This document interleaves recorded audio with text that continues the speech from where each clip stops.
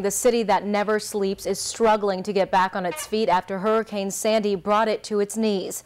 Hundreds of thousands are still without power, but subways, buses, and airports are finally opening back up. WENY-TV news reporter and New York City native Walter Smith-Randolph is in New York and has more in this exclusive special report. Walter. Good morning, Laura. I'm on 23rd Street in Lower Manhattan where it is complete darkness. That's because these people down here are without power. They've been like this since Hurricane Sandy hit. Now, uptown, it is a completely different story above 40th Street where they actually have power and it's like business as usual. It's like two different cities. Now, back down here on 23rd Street, like I said, thousands are without power. And just to give you some perspective, we're going to turn off the camera light on top of the camera. Now, as you can see, the only lights that we have are from the police cars and from the taxi cabs and the cars that are going across town.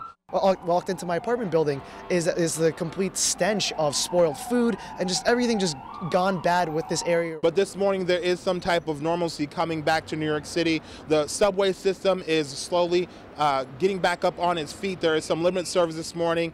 Some of the tunnels under the East River have been pumped out, and there also the libraries are opening back up this morning. There's some limited bus service around the city as well. Now, there are also some Red Cross volunteers from the Southern Tier down here. They arrived last night, and I caught up with them.